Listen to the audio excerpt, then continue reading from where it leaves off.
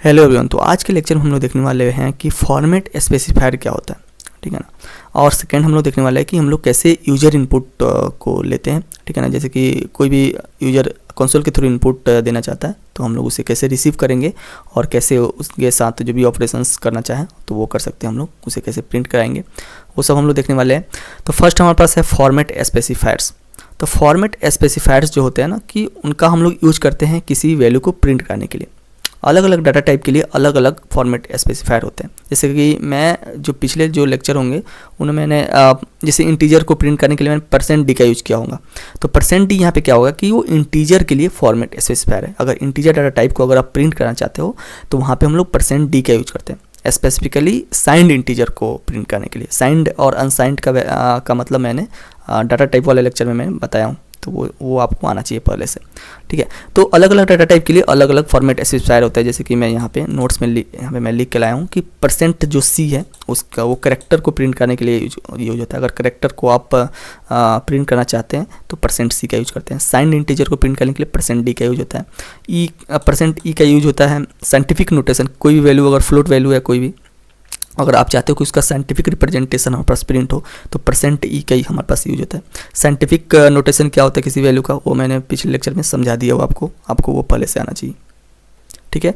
Float values को print करने के लिए हम लोग %f का यूज करते हैं।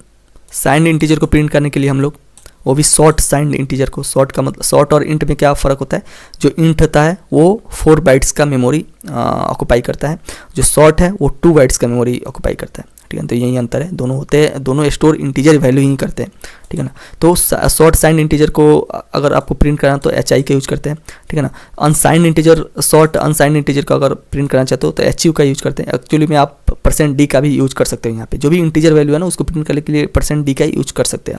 लेकिन स्पेसिफिक अगर बात करें तो अनसाइंड इंटीजर, जो शॉर्ट अनसाइंड इंटीजर है उसको आप प्रिंट करना चाहते हो तो %u का आप यूज करो फॉर्मेट स्पेसिफायर का, ठीक है ना। अनसाइंड इंटीजर को प्रिंट करना चाहते हो तो %i, वैसे %l यूज होता है लॉन्ग के लिए, लॉन्ग डबल के लिए %lf यूज होता है। अनसाइंड इंट और अनसाइंड लॉन्ग के लिए lu यूज होता है। डबल जो लॉन्ग है, लॉन्ग इंट, तो उसके लिए आप LLI का यूज करते हो, ठीक है। LLU हमारे पास यूज होता है अनसाइंड लॉन्ग इंट के लिए।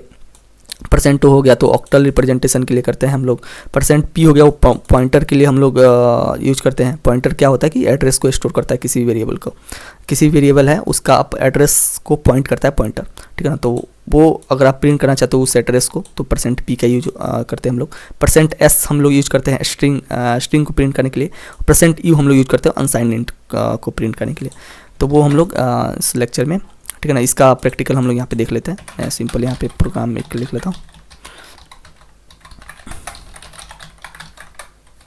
जैसे मैं यहाँ पे क्या करता हूँ ना कि int a करके यहाँ पे 5 मैं स्टोर करता हूँ, ठीक है। मैं इसको प्रिंट करना चाहता हूँ तो %d यहाँ पे क्योंकि इंटीजर के लिए हम लोग %d का यूज करते हैं, साइंड इंटीजर के लिए, क्योंकि ये int a है तो एक साइंड इंटीजर है, ठीक है। तो ये यहाँ पे सिंपल प्रिंट करने के लिए हम लोग %d का यूज करते हैं।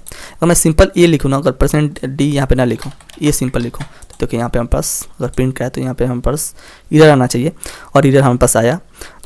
जो printf जो फंक्शन है वो आर्गुमेंट जो चाहता है वो चाहता है एक पॉइंटर टू करेक्टर, ठीक है ना। मैं दे रहा हूँ यहाँ पे इंटीजर, यहाँ पे इंटीजर आर्गुमेंट दे रहा हूँ। ये चाहता क्या है, ये पॉइंटर टू करेक्टर चाहता है, ठीक है। मैं यहाँ पे इंटीजर तो ये इरर बता रहा है हमारे पास, तो उसको जो फिक्स करता है वो फॉर्मेट स्पेसिफायर करता है। तो %d और ये मैं यहाँ पे लिखूँगा और मैं अब प्रिंट करने की कोशिश करूँगा तो हमारे पास प्रिंट हो गया, ठीक है। तो सिंपल जो हम लोग फॉर्मेट स्पेसिफायर का यूज क्यों करते हैं, इसका ये मतलब होता है ना कि जो भी कंप्यूटर जो होता है ना वो जो डाटा जो रिसीव करना चाहता है, जो भी डाटा रिसीव करना चाहिए वो टेक्स्ट के फॉर्मेट चाहता है, ठीक है। तो फॉर्मेट स्पेसिफायर होता है ना कि वो डाटा टाइप को क्या करता है कि उसके कोरस्पॉन्डिंग, मतलब सॉरी कोरस्पॉन्डिंग नहीं, जो मतलब हर एक डाटा टाइप के लिए अलग अलग फॉर्मेट स्पेसिफायर होता है। उनका काम यही होता है कि उस डाटा टाइप को टेक्स्ट फॉर्म में चेंज कर पाए, ठीक है ना। तो इंटीजर जैसे है तो %d क्या करेगा, इसको टेक्स्ट फॉर्म में चेंज करेगा, कंप्यूटर उसे रिसीव करेगा, हमें आउटपुट वो दे देगा, ठीक है। तो यहाँ पे जैसे प्रिंट हम कराए तो हमारे पास 5 हमारे पास प्रिंट हो गया, ठीक है। तो फॉर्मेट स्पेसिफायर सिंपल उस डाटा टाइप को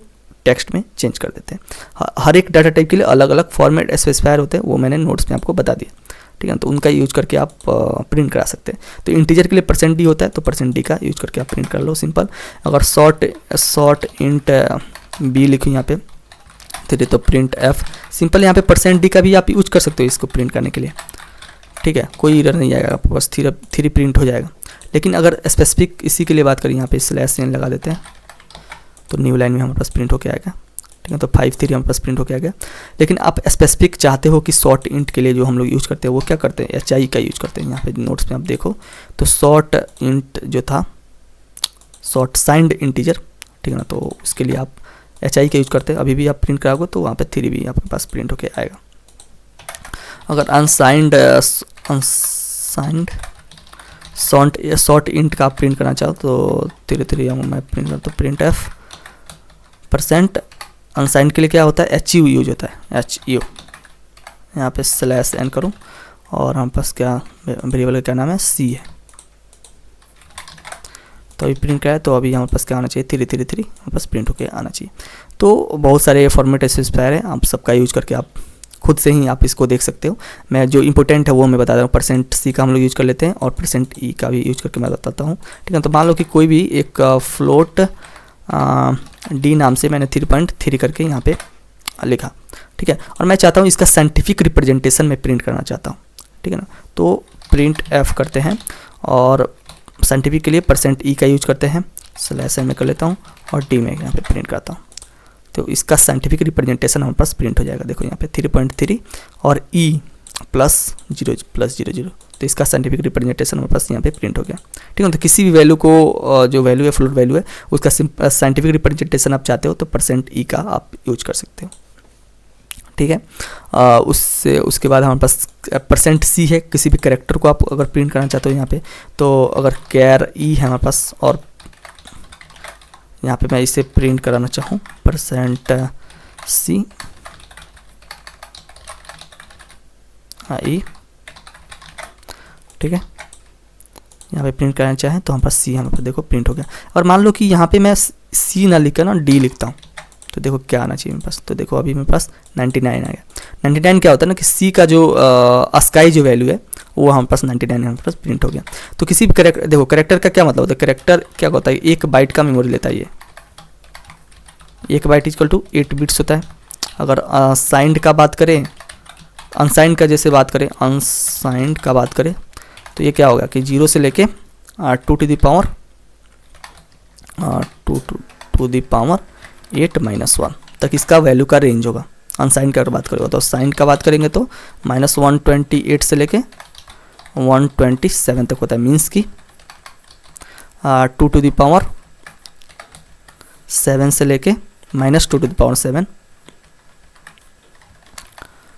7 to 2 to the power 7 -1। ये मैंने डाटा टाइप वाले लेक्चर में अच्छे से बताया है कि कैसे हम लोग किसी भी जो बाइट्स होता है उसको कैसे रेंज कैलकुलेट करते हैं, वो मैंने आपको बता दिया हुआ है, ठीक है ना। तो कैर क्या होता है ना, कैरेक्टर डाटा टाइप 1 बाइट का मेमोरी लेता है, मीन्स की 8 बाइट्स। इसका अनसाइंड का अगर बात करें तो इसका जो रेंज होगा वो 0 से लेकर 2 to the power 8 - 1 होगा, यानी 0 से लेकर 255 तक होगा।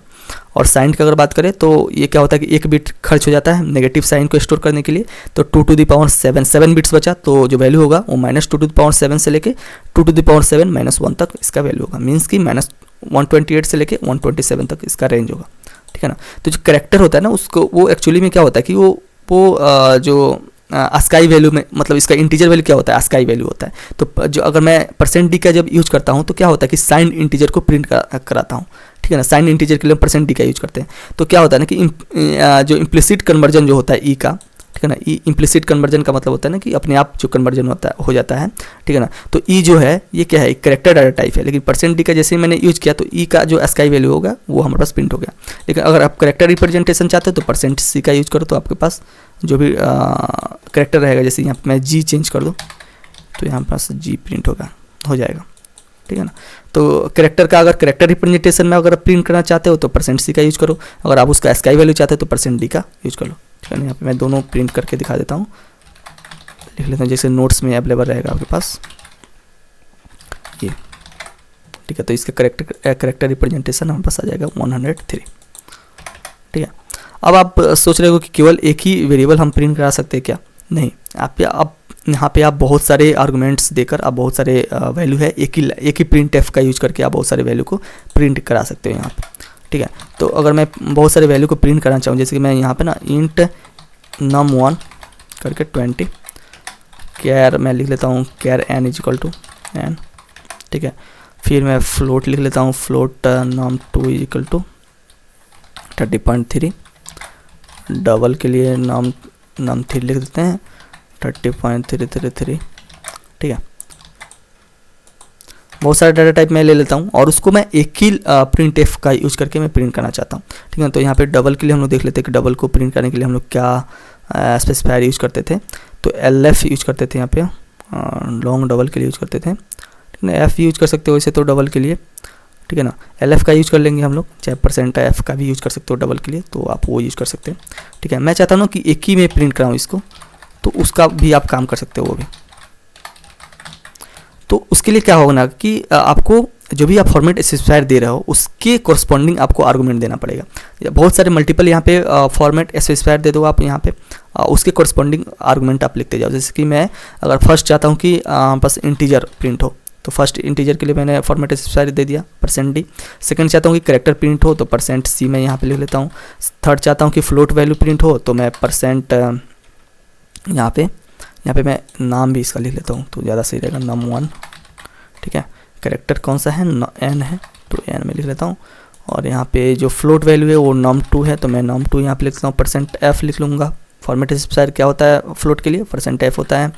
num3 जो है हमारे पास %f, डबल के लिए भी %f यूज करो, चाहे LD यूज कर लो वो सही है, LD यूज कर लेता हूँ मैं, LD, ठीक है। तो लेकिन इसके बाद जो आर्गुमेंट दूंगा ना, तो ये फॉर्मेट स्पेसिफायर के कोरस्पॉन्डिंग ही दूंगा। तो फर्स्ट फॉर्मेट स्पेसिफायर क्या है हमारे पास, फर्स्ट है हमारे पास इंटीजर के लिए, तो इंटीजर कौन सा वैल्यू है हमारे पास, num1 है, तो यहाँ पे num1 आर्गुमेंट में दूंगा। सेकंड कौन सा है, करेक्टर के लिए है, तो करेक्टर कौन सा वेरिएबल है, यहाँ पे n वेरिएबल है, तो n मैं लिखूंगा यहाँ पे। थर्ड है हमारे पास फ्लोट के लिए, तो फ्लोट वाला वेरिएबल कौन सा है, num2 है, तो num2 दूंगा यहाँ पे, सॉरी यहाँ पे num1 दो। इंटीजर के लिए क्या है, num1 है ना, तो num1 यहाँ पे दो, ठीक है। num2 क्या हो गया फ्लोट के लिए, तो num2 मैं यहाँ पे ले देता हूँ, और num3 यहाँ पे हो गया, num3 हो गया डबल के लिए। तो अगर अब मैं प्रिंट यहाँ पे कराना चाहूँ तो देखो यहाँ पर हम पास 20 हो गया, और n जो था n हो गया, यहाँ पे सेम ही हो जा रहा है, ए ही लिख लो सिंपल ए, तो ये हो गया। अगर मैं प्रिंट कराऊँ यहाँ से तो देखो num1 हमारे पास इंटीजर के लिए था, तो इससे कॉरस्पॉन्डिंग जो वेरिएबल था num1 था, तो num1 का जो वैल्यू हो गया 20 देखो यहाँ पे स्टोर है, ठीक है। n हो गया, n में n एक कैरेक्टर वेरिएबल है, और उसके कॉरस्पॉन्डिंग जो वेरिएबल मैंने दिया हुआ है n दिया हुआ है, तो n जो हमारे पास प्रिंट हो गया, n का वैल्यू a। वैसे ही num2 क्या है, एक फ्लोट वैल्यू है, तो फ्लोट हमारे पास, फ्लोट के लिए मैंने %f यूज किया, और उसके लिए मैंने आर्गुमेंट जो दिया वो num2 दिया, तो हमारे पास उसका वैल्यू प्रिंट हो गया। num3 क्या है, एक डबल वैल्यू है, तो देखो डबल के लिए, एक मिनट, डबल के लिए num3 हमारे पास कोई भी गारेज वैल्यू प्रिंट हो रहा है। ऐसा क्यों हो रहा है कि मैंने LD का यूज़ किया, तो डबल के लिए आई थिंक LD का यूज़ नहीं करते, %f का ही यूज़ करते हैं आई थिंक। तो यहाँ पे %f मैं अगर num3 में यूज़ करूँ तो देखो हाँ %f ही यूज़ करो डबल के लिए, तो %f जब यूज़ कर रहा हूँ तो यहाँ पे हमारे पास जो वैल्यू है, एग्जैक्ट वैल्यू है वो हमारे पास आ रहा है, ठीक है ना। तो यहाँ पे सिंपल यही समझने का जरूरी है आपको कि जो भी आप फॉर्मेट स्पेसिफायर दे रहे हो उसके कॉरस्पॉन्डिंग आर्गुमेंट आप देते जाओ। बहुत सारे, जितना आर्गुमेंट आप देना चाहें उतना आर्गुमेंट देकर आप प्रिंट करा सकते हैं, ठीक है ना। तो कितना भी आर्गुमेंट प्रिंट एफ में दिया जा सकता है, लेकिन आपको जो भी वैल्यू देना है, जो भी आर्गुमेंट देना है, वो फॉर्मेट स्पेसिफायर के ऑर्डर में ही देना है। जिस ऑर्डर में अपने फॉर्मेट स्पेसिफायर को लिखा है उसी ऑर्डर में आप उसके कॉरस्पॉन्डिंग आर्गुमेंट को लिखोगे। तो ये हो गया हमारे पास फॉर्मेट स्पेसिफायर का मतलब डिस्कशन। सेकंड हम लोग देखते हैं कि हम लोग यूजर इनपुट कैसे लेते हैं, ठीक है ना।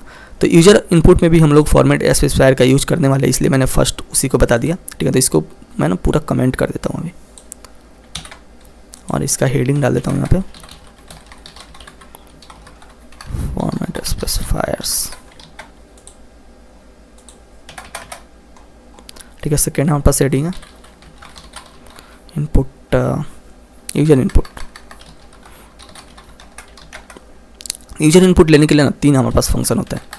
एक होता है scanf, और एक होता है getChar। अगर कैरेक्टर इनपुट चाहते हैं तो कैरेक्टर इनपुट आप scanf का भी यूज कर सकते हो, और जो कैरेक्टर इनपुट के लिए आप getChar का भी यूज कर सकते हो, ठीक है ना। वैसे ही गेट्स एक फंक्शन होता है। गेट्स क्या होता है ना कि scanf मतलब जो भी स्ट्रिंग जो इनपुट आप लेना चाहते हो वो आप getx का यूज करते हो, गेटएक्स बोला हूँ, गेट्स का यूज करते हो।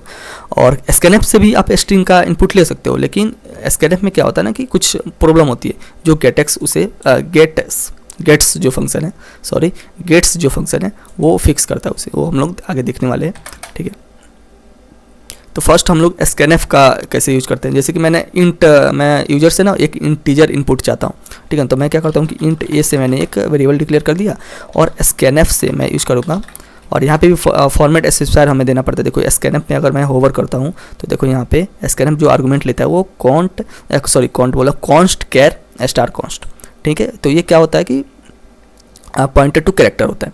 जो सेकेंड आर्गूमेंट है वो कितना भी आर्गूमेंट ले सकता है, जैसे कि मैंने प्रिंट एफ जैसे मैंने यहाँ पे देखो, यहाँ पे मैं इसको कमेंट आउट करता हूँ। अभी देखो यहाँ पे ओवर करूँगा तो सेकंड आर्गूमेंट इसका भी क्या था, जितना भी आर्गूमेंट आप लेना चाहते हो, इसलिए मैंने जितना भी आर्गूमेंट देना चाहता था वो दे सकता हूँ मैं यहाँ पे, इसलिए इसका मतलब यही होता है, ठीक है ना, कि उसमें आप जितना मर्जी चाहे आर्गूमेंट दे सकते हो, ठीक है। तो स्कैनएफ क्या होगा कि मैं अगर इससे इनपुट लेना चाहूँ इंटीजर इनपुट, तो इंटीजर इनपुट के लिए जो फॉर्मेट स्पेसिफायर हमारे पास क्या होता है, %d होता है।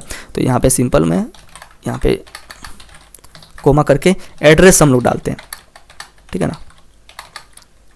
सॉरी, और मैं इसको प्रिंट कराना चाहूँगा। मैं अभी समझाता हूँ कि एड्रेस हम लोग क्यों डालते हैं, ठीक है ना, ये चीज़ मैं आपको समझाऊंगा। अभी समझ लो कि स्कैनएफ इंटीजर इनपुट लेना चाहता हूँ तो %d करके, और वो वेरिएबल है उसका एड्रेस मैंने डाल दिया यहाँ पे। तो उसको मैं फिर से मतलब जो भी इनपुट मैं डालूंगा वो क्या हो जाएगा, ए में चल जाएगा, और उसको मैं प्रिंट करना चाहता हूँ यहाँ पे। तो वैल्यू ऑफ ए %d हम लोग यूज करते हैं,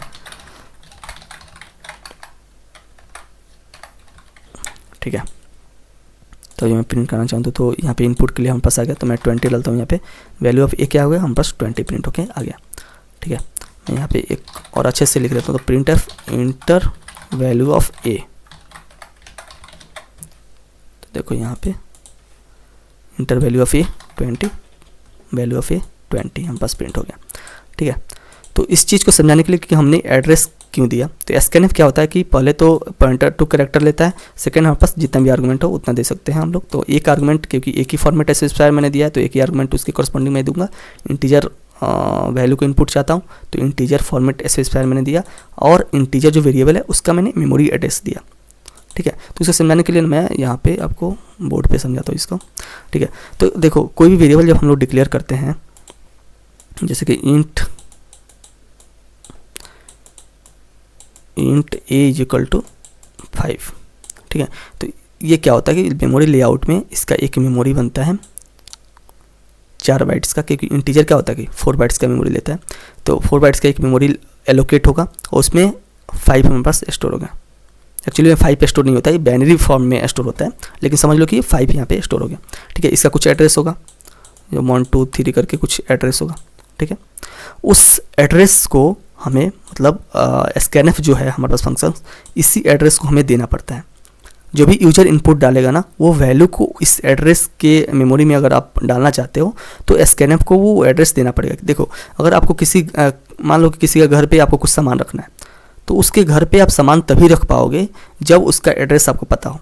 तो वही एनालॉजी यहाँ पे आप समझ लो कि स्कैनएफ फंक्शन को अगर इनपुट वैल्यू को, मतलब जो भी यूजर इनपुट जो वैल्यू दे रहा है, उस इनपुट वैल्यू को अगर उस मेमोरी लोकेशन पर डालना चाहेगा वो, तो वहाँ पे उसको एड्रेस चाहिए, उस मेमोरी जो भी मेमोरी है उसका एड्रेस चाहिए उसको, तभी वहाँ पे वैल्यू डाल पाएगा, ठीक है ना, सिंपल एनालॉजी, ठीक है। तो इसलिए यहाँ पे हम लोग एड्रेस प्रोवाइड करते हैं। इसके अगर आप किसी, जैसे मैं इसको ना कमेंट कर देता हूँ, अभी कोई वेरिएबल जब स्टोर होता है तो उसका कुछ मेमोरी एड्रेस होता है, ठीक है। जिस मेमोरी पे वो जिस मेमोरी पे वो स्टोर होगा उस मेमोरी का कुछ एड्रेस होता है। अगर जैसे मैंने इंट a इक्वल टू 5 लिखा, मैं चाहता हूँ कि इसका एड्रेस को एक्सेस करूँ, तो प्रिंट आप उसका एड्रेस प्रिंट करा सकते हैं। तो प्रिंट एफ %p का यहाँ पे यूज होता है। %p क्या होता है, देखो यहाँ पे नोट्स में मैंने आपको बताया भी है।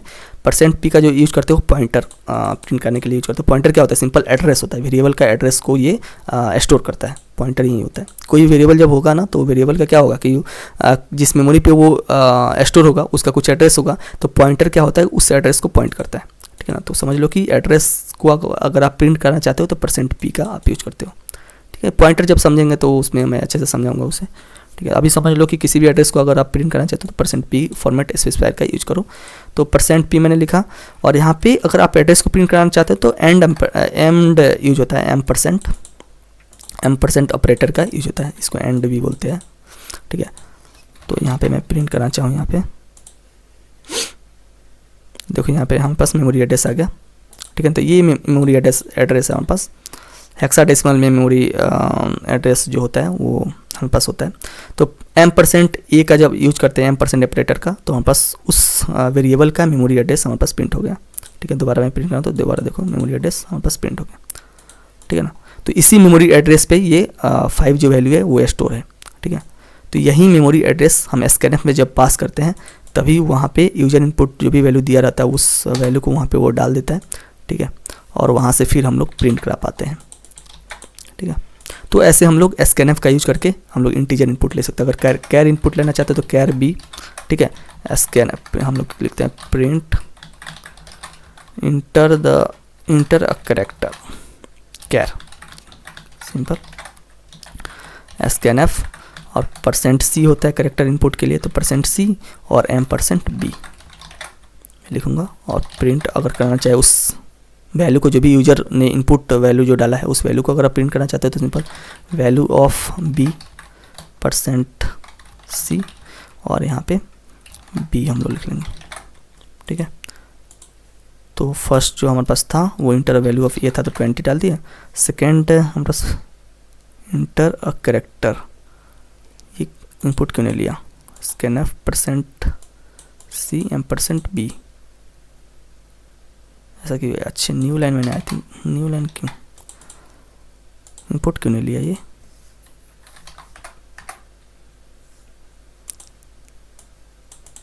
सेकेंड के लिए ये रुक क्यों नहीं रहा है, 1 मिनट। प्रिंट एफ करेक्टर इसको हम ना 1 मिनट इसे कमेंट करते हैं, फिर से इसे प्रिंट कर दिए, क्यों हो रहा है। इंटर करेक्टर अभी आ रहा है तो ये मैं यहाँ पे डाल रहा हूँ, तो देखो यहाँ पे करेक्टर जो भी मैंने डाला वो वैल्यू ऑफ बी हमारे पास आ गया प्रिंट होके, ठीक है। 1 मिनट, ऐसा इसलिए हो रहा है, वैल्यू ऑफ ए हमारे पास प्रिंट हो गया, तो यहाँ पे मैं /n करता हूँ, 1 मिनट। यहाँ पे ऐसा नहीं आना चाहिए हमारे पास, 20 डाल के मैंने इंटर डाला, तो यहाँ पे इंटर करेक्टर के लिए ये रुका नहीं, ये इसे रुकना चाहिए, ठीक है।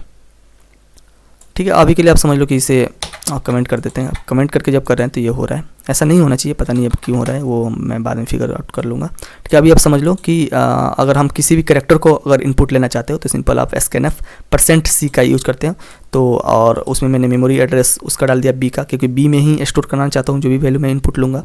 ठीक है, और उस b को मैं प्रिंट करना चाहूँ तो यहाँ पे प्रिंट करा लूँगा मैं यहाँ पे। वैसे ही आप बहुत सारे डाटा टाइप यहाँ पे आप इनपुट ले सकते हैं, जितने भी मैंने डाटा टाइप यहाँ पे फॉर्मेट स्पेसिफायर मैंने बताया है आपको, उस सब का यूज करके आप जितने भी डाटा टाइप है, जितना भी डाटा टाइप का वेरिएबल है उसका आप इनपुट कर सकते हैं, उसके कॉरस्पॉन्डिंग फॉर्मेट स्पेसिफायर का यूज करके। ठीक है, जैसे शॉर्ट इंट मेंबर्स हैं, अनसाइंड शॉर्ट इंट, चाहे शॉर्ट इंट सी है। ठीक है ना, अगर आप इससे इनपुट चाहते हो तो शॉर्ट इंट के लिए क्या यूज करते हो, HI का यूज करते हैं, तो simple scanf format specifier HI %c और print F value of c %hi और c। ठीक है, इससे कमेंट कर देते हैं 1 मिनट, ये तो फिर वो मेरे पास आ गया। 1 मिनट, ये रनर कोड का प्रॉब्लम है, सेलेक्टेड जब रन हो जाता है ना तो टेम्पलेट कोड रनर आ जाता है मेरे पास। 1 मिनट, ये क्या बोला है कि प्रिंट फिर से टेम्पलेट कर लो। ओके ओके, इसे रन करते हैं। 1 मिनट, सेलेक्ट कहाँ से हो जा रहा है भाई। ठीक है, तो अभी क्या हो रहा है कि हमारे पास इनपुट चाहता है कैरेक्टर, मैंने यहाँ पे कोई भी प्रिंट स्टेटमेंट नहीं दिया हुआ है इसलिए डायरेक्ट ये इनपुट चाहता है। तो इनपुट क्या है, एक शॉर्ट इंट है, तो 2 मैं यहाँ पे डालूंगा, तो वैल्यू ऑफ c क्या आ गया, हमारे पास 2 आ गया, प्रिंट हो गया। तो ऐसे ही बहुत सारे डाटा टाइप का आप इनपुट ले सकते हैं।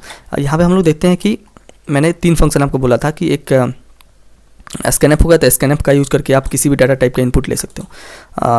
उसके बाद गेट कैर क्या होता है, किसी कैरेक्टर का आप इनपुट चाहते हो तो गेट कैर का यूज कर सकते हो। वैसे तो कैरेक्टर का इनपुट %c से भी कर सकते हैं, ठीक है, लेकिन आप गेट कैर का भी यूज कर सकते हो। तो मैं क्या करता हूँ कि कैर जी से एक वेरिएबल बनाता हूँ कैरेक्टर, और gate char ji is equal to get कैर, और पुट कर देंगे, पुट कैर आई थिंक होता है जी। यहाँ पे सिंपल जी में इनपुट ले लो। अगर प्रिंट एफ कराना चाहो तो printf value of G %c और जी, ठीक है। तो यहाँ पे मैं ए लिखूँ तो देखो वैल्यू ऑफ जी क्या आ गया हमारे पास ए, ठीक है। यहाँ पे सिंपल अगर अच्छे से आप चाहते हो तो printf inter a character, ठीक है। उस करेक्टर को हम लोग प्रिंट कराएंगे बाद में, ठीक है। तो इंटर अ करेक्टर आ गया हमारे पास, तो ए मैं डालूँ तो वैल्यू ऑफ जी क्या आ गया ए आ गया, फिर से रन करें और जी डालूँ तो वैल्यू ऑफ जी क्या आ गया हमारे पास जी आ गया। तो करेक्टर को इनपुट लेने के लिए आप गेट कैर का भी यूज कर सकते हैं, ठीक है। तो ये भी एक तरीका है, इसे भी कमेंट कर देते हैं। अगर आप स्ट्रिंग को इनपुट लेना चाहते हो स्कैनएफ के थ्रू, तो स्कैनएफ के देखो दो तरीका होता है स्ट्रिंग को इनपुट लेने के लिए। एक स्कैनएफ के थ्रू आप ले सकते हो, एक गेट्स का यूज कर सकते हो। मैंने यहाँ पे जो बताया हुआ है गेट्स जो फंक्शन है उसका भी आप यूज कर सकते हो। तो मैं फर्स्ट स्कैनएफ का यूज करके बताऊँ तो कैर, क्योंकि जो भी स्ट्रिंग होता है वो क्या होता है एरे ऑफ कैरेक्टर्स होता है, वो मैंने पिछले लेक्चर में आपको समझाया था अच्छे से। वैसे हम लोग स्ट्रिंग जब पढ़ेंगे तो वो अच्छे से और अच्छे से समझेंगे उसे, चाहे पॉइंटर पढ़ेंगे तो अच्छे से समझेंगे कि स्ट्रिंग क्या होता है। स्ट्रिंग सिंपल अभी आप समझो कि स्ट्रिंग क्या होता है, एरे ऑफ कैरेक्टर्स होता है। उसको स्टोर करने के लिए सिंपल नेम और मैं जितना कैरेक्टर्स लेना चाहता हूँ इनपुट में वो मैं यहाँ पे स्पेसिफाई कर दूंगा। 20 कैरेक्टर्स मैं चाहता हूँ, इससे ज़्यादा करूँगा तो ये एरर आ जाएगा, ठीक है ना। तो कैरेक्टर नेम 20 कैरेक्टर्स का मैं इनपुट चाहता हूँ, 20 कैरेक्टर्स के अंदर में ही मतलब इनपुट चाहता हूँ मैं, तो वो इनपुट मैं लिख दिया स्कैनएफ सिंपल। और स्ट्रिंग के लिए %s यूज होता है तो %s लिख दूंगा और m% नेम लिख लूँगा, ठीक है। m% आपको यहाँ पे लिखने का भी ज़रूरत नहीं है, ऐसा क्यों है वो जब हम लोग एरे पढ़ेंगे तो समझ में आएगा, लेकिन अभी आप क्या करो m% का यूज करो, ठीक है ना। Print F value of name %s common name, ठीक है। अभी मैं प्रिंट कराऊँ यहाँ पे देखो, तो मैं नाम हेलो लिखूँ, ठीक है। तो वैल्यू ऑफ नेम क्या हुआ हेलो हम पास आ गया प्रिंट होके, ठीक है। तो ऐसे हम लोग स्ट्रिंग का इनपुट ले सकते हैं, ठीक है। हम लोग m% का यूज यहाँ पे ना करें ना तब भी ये काम करेगा, ठीक है ना। मैं हेलो लिखूँ प्रिंट कराऊँ तो वैल्यू ऑफ नेम क्या आ गया हमारे पास हेलो प्रिंट होके हमारे पास आ गया, ठीक है। तो वो चीज़ को समझने के लिए जब हम लोग एरे पढ़ेंगे तो वो मैं आपको समझा दूंगा, ठीक है। तो अभी आप m% का भी यूज़ करो तो वो भी काम करता है, m% का काम यूज ना करो तब भी आपका वो काम करेगा, ठीक है। तो स्कैनएफ का यूज करके कैसे हम लोग स्ट्रिंग का इनपुट ले सकते हैं वो मैंने आपको यहाँ पे बता दिया। अगर आप यहाँ पे गेट्स का देखो, यहाँ पे ना एक प्रॉब्लम आता है, वो प्रॉब्लम को फिक्स करता है गेट्स, ठीक है ना। जैसे मैं यहाँ पे प्रिंट कराना, यहाँ पे मैं नाम चाहता हूँ ना कि हर्ष और स्पेस देके रंजन चाहता हूँ, मैं ऐसे नाम देना चाहता हूँ और ऐसे ही प्रिंट करना चाहता हूँ, ठीक है। तो मैं अभी इंटर करूँगा ना, देखो वैल्यू ऑफ नेम जो आया वो हर्ष आया, मीन्स कि जैसे ही स्पेस आया वो स्पेस के बाद वाले वैल्यू को नहीं ले रहा है, उसके पहले वाला जो भी आपने जो भी कैरेक्टर्स आपने लिखा वो कैरेक्टर्स को ही इनपुट में ले रहा है ये चीज़। तो वो एक प्रॉब्लम है जो स्कैनएफ से फिक्स नहीं होता, वो गेट्स इसके लिए यूज होता है, ठीक है ना। तो जो भी हम लोग लिखते हैं, जैसे कि मैं एक बार और इसे रन करूँ तो जैसे मीसा जायसवाल में लिखूँ इसे, देखो यहाँ पे जो वैल्यू ऑफ नेम हो गया वो केवल मीसा आ गया, ठीक है ना। जायसवाल को उसने हटा दिया क्योंकि बीच में मैंने स्पेस दे दिया यहाँ पे। और मैं अगर इसको फिक्स करने के लिए एक और मतलब थोड़ा दूसरे तरीके से जैसे मीसा जायसवाल में लिखूँ तो सिंपल देखो नेम जो आ गया मीसा जायसवाल, लेकिन मैं ऐसे आउटपुट नहीं चाहता हूँ, मैं इसके बीच में स्पेस चाहता हूँ, अलग मीसा है उसके बाद जायसवाल है, ठीक है। तो उसे प्रिंट करने के लिए आप सिंपल गेट्स फंक्शन का यूज कर सकते हैं यहाँ पे। तो मैं यहाँ पे अगर कैर नेम 1 20 और मैं name 1 equal to simple gets का हम लोग यूज कर सकते हैं यहाँ पे, नहीं इक्वल टू नहीं लिखते हम लोग, गेट्स का सिंपल गेट्स और नेम 1, ठीक है। Print F value of name 1 %s और नेम 1, ठीक है। मैं यहाँ पे ना एक स्लैशन देता हूँ न्यू लाइन के लिए, ठीक है। अभी मैं क्या करूँगा ना कि इसमें जो भी क्या लगे use of fgets instead, ठीक है। जो भी अनसेफ एरर है वो हम लोग अभी के लिए नहीं देखते हैं, ठीक है। तो अभी सिंपली हमारे पास वार्निंग दे रहा है कुछ, ये आई थिंक ये जो फंक्शन है वो सेफ नहीं है उतना, ठीक है ना। एफ क्या बोला कि एफ गेट्स का यूज करो, ठीक है। मैं एफ गेट्स का यूज करता हूँ। एफ गेट्स क्या लेता है, ठीक है, ये हम लोग फाइल के लिए यूज करते हैं एफ गेट्स। तो अभी के लिए मैं सिंपल गेट्स का यूज करता हूँ। इसे कट करते हैं, फिर से रन करते हैं।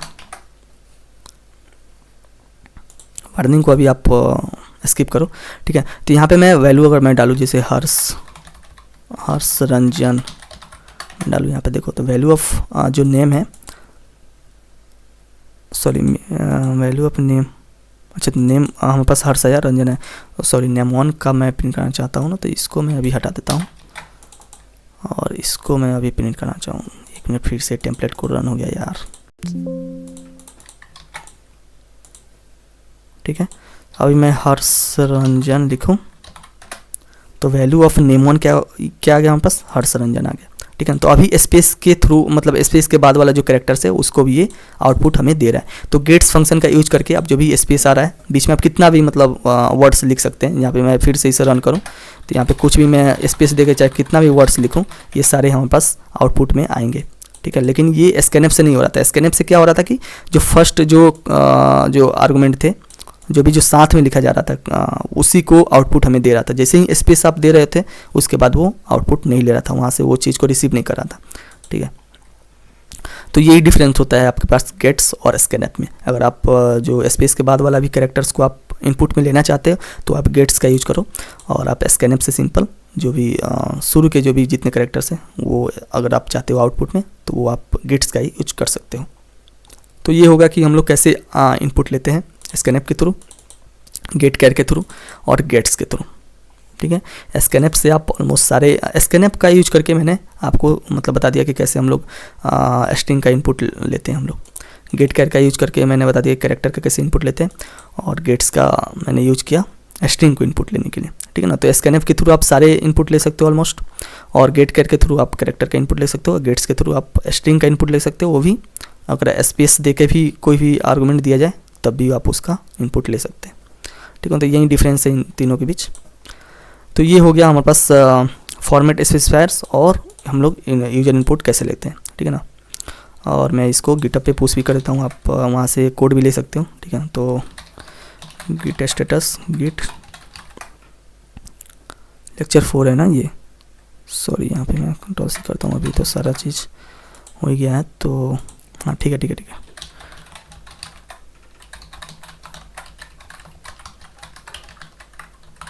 एडिंग 4 लेक्चर 04 4 लेक्चर है ना, तो 4th